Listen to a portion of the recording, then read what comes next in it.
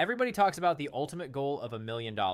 That's the number that's on a lot of personal finance books, a bunch of YouTube thumbnails, and many people are using it as the holy grail number of personal finance and investing. Now, don't get me wrong, $1 million is a great goal, but it's not at $1 million where your life actually changes. In this video, I'm going to walk you through the 3 net worth milestones that change everything and the significance of each one. So, let's start with the first milestone of $10,000. This is the milestone that shows me that you have discipline because getting here is already an accomplishment. I think that if you're able to reach the 10K mark, this is when compounding begins to work in your favor if you are investing. And there are a lot of also psychological benefits of seeing $10,000 in your bank account as well, which we'll talk about in a second. First though, let's pretend that you invest $100 a month into your investment account, earning an average stock market return of 8%.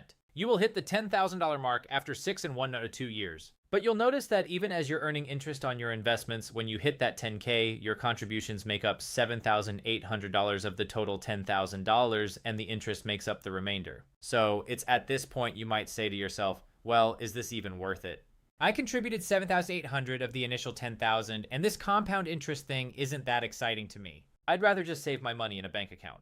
Well, what if I told you that if you got to 10K and then you just never contributed another penny to that account, this is what's going to happen. 10K invested for another 6.5 years will yield you interest of $6,591, and that means you're getting roughly $1,000 a year in money that you didn't have to work for. After 25 years, your balance is now $69,538 with about $59,000 in total interest earned. And that's not by contributing any extra dollars to that account. Another powerful concept about the 10K milestone is going to be purely psychological. Personally, I know that when I saw 5 figures in my bank account, I felt more financially confident, and it was proof of my financial discipline. Most people live in a constant state of low-level financial stress or worry, even if they never realize it. They're always one bad week or month away from falling behind on bills. They hesitate before making any purchase, and money is a constant source of frustration. But if you're able to hit that 10K mark, first you're able to gain some peace of mind knowing that you aren't just scraping by anymore, and you can start focusing on the bigger financial goals. Second, you can cover 99% of life's emergencies because most surprise expenses are hopefully less than 10K. And third, I feel like the mental barrier is shattered at this level because you've proven that you can stick to a plan, hit that 10K, and the only thing stopping you from the 100K is just time and further contributions. Which brings me to my next milestone in today's video, the second one where life really changes, and that is the 100K mark. This is when your money really starts to make money for you and the momentum picks up. If you have $100,000 earning a 10% return in a year, that's a return of $10,000 per year on your investment. Now contrast that to if you only had $100 but you earned 10%. That would earn you $10 in a single year. For most people, we can all earn at least $10 an hour doing some sort of job or task. So, in this case, you invested $100 of your hard-earned money for 1 year, and you have $10 to show for it. That's not really super powerful, but because capital scales so well, the benefits of having more capital increase proportionally. Most people can't earn $10,000 that easily by doing some sort of job or task, especially in an hour. So it's really at the 100K mark that the interest that you gain from investing really starts to become quite lucrative. This is why people say it takes money to make money. And although $100,000 these days is not enough to retire on, what it does do instead is that it creates a lot of momentum for you. This is when you can really start accelerating your net worth or your investable assets. And so in a previous video, I mentioned that the time between the first 100,000 and the second and the third gets incrementally shorter. And here's an illustration. Let's say we were to invest 10K into the stock market and get a return of 7% every single year. Your first 100K will take you 7.84 years to get to. The second takes 5.1 years. The third takes 3.78 years. And then finally from 900K to $1 million. That 100K right there only takes 1.35 years because the money you have already is working for you. That means wealth accumulation is disproportionately a lot slower in the beginning. And I find that this is not something that's often talked about, which is that when you're starting your financial journey of making money and investing and you're trying to grow your net worth, in the beginning you could be doing all the right steps, but you have nothing to show for it. Literally, personal finance and investing is one of those things where you have to show up, do the work consistently every day, and be disciplined about everything. And then maybe in 2 years, 5 years, or 10 years, that's when you really will see the results of your progress.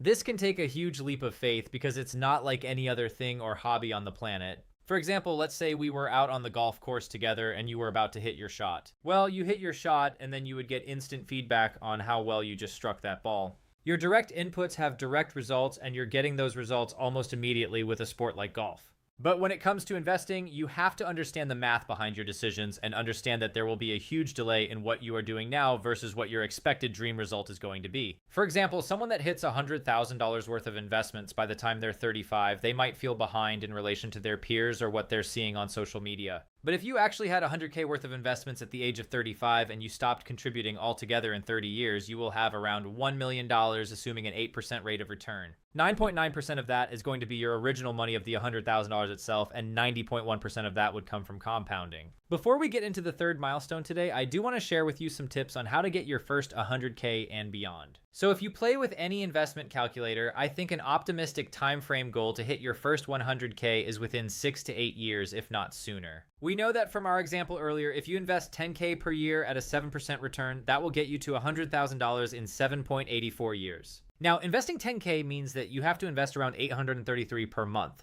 So we need to exceed this if we want to hit it faster. That might seem like a stretch, but if you're able to include any company matches to your investments, this becomes a lot easier. In the US, we have employer-sponsored match programs for your 401k, aka your retirement plan. That means if you contribute $500 a month to your retirement fund, your employer may match $500 in addition to your contribution, making your total investments $1,000 a month.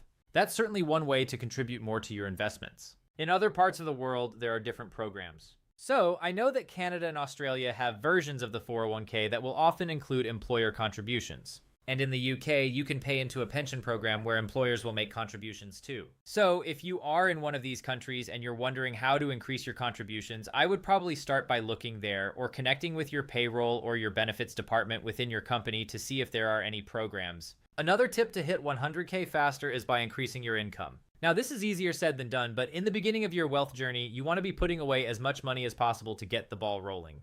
That means if you can take on continuing classes for certifications, I would do that. If you can try a new side hustle or freelance gig that brings you an extra $50 to $100 per week, I would do that too. Just $50 or $100 contributed to your investment accounts on a regular basis will help that compounding, especially in the beginning. The third milestone today, and the one most people never consider, is $500,000. Most people skip straight from 100K to talking about $1 million, but I think at $500,000 or 500K, that's actually a massive psychological and financial inflection point. At 500K, your portfolio starts to do the heavy lifting by itself because of its sheer size. So for example, at $500,000 earning an 8% average return, your money is generating $40,000 per year. That's not nothing. That's a full-time salary in many parts of the world, and you don't even have to lift a finger to even earn it. In addition, 500K invested with no additional contributions over 20 years will get you $233 million. And if you were to only wait 10 years, it would still get you to at least $1 million. The 500K milestone in America is also more than the average retirement savings. And according to Empower Dashboard data, the average retirement savings balance is $491,000. So I think that once you hit 500K, you are doing pretty good in my opinion. And at 500K, the annual amount that you can withdraw safely is $23,500 using a 4.7% withdrawal rate rule. That means if you were able to combine it with the average Social Security payment in America, your total income for a single person at the age of 67, which is the full retirement age, is going to be $48,322 per year. A household at 67 is going to receive $73,024 per year, assuming both partners are getting the average benefit. That annual income, I think, is quite comfortable in retirement. And based on when you take Social Security, there can be a range of how much that total amount is. The earlier you take Social Security, the less your benefit is. So for example, on a $500,000 nest egg, your full annual income as a household is $58,290 if you start taking Social Security at 62 years old. It's $73,204, like we said, at 67 years old, and just over $85K if you start taking Social Security at the age of 70. Now let's pretend you hit 500K and you're a lot younger than retirement age. Let's say you hit 500K in investments at the age of 45. This is when you can actually start different types of strategies. So you could even quit your current job to take a lower paying job that you might enjoy more. That means the 500K in investments that you have, that gives you a lot of options and freedom, because it's at this point you can probably move to something called Coast Fire if you really want to. That's when you have enough in your retirement account that without any further contributions, it's going to be enough to cover a traditional retirement in the future, which you could probably argue that 500K is more than enough. The idea with Coast Fire then is to dial back your employment so that you only have to work to cover immediate day-to-day lifestyle expenses, and then you just have your 500K in investments doing the compounding in the background. Another option you get at the 500K milestone is that you might be able to take 6 months to a year off and not have it affect your overall finances. In other words, way more options. So I think 500K is really that freedom milestone or the option milestone. Now, getting 500K requires the same discipline as the earlier milestones, just extended over time. There's really no new secret to unlock at 500K. I wish there was more to reveal, but it's literally just the natural result of someone who hit 10K, kept going, they hit 100K, they kept going, and then they refused to let lifestyle inflation get in the way. So if you're able to hit $10,000, that means that you can stick to a plan and stay disciplined. And those same principles that got you to 10K will allow you to hit 100K and 500K and beyond. The only thing that sits between you and those target numbers is more time. If you enjoyed this video, make sure to check out my video on how your net worth explodes after you hit $100,000. It's a deeper dive into the second milestone that we covered today. I hope to see you guys in that video. Make sure to subscribe to this channel. We're almost at 2 million subs, and I'll see you guys in the future. 5 Peace.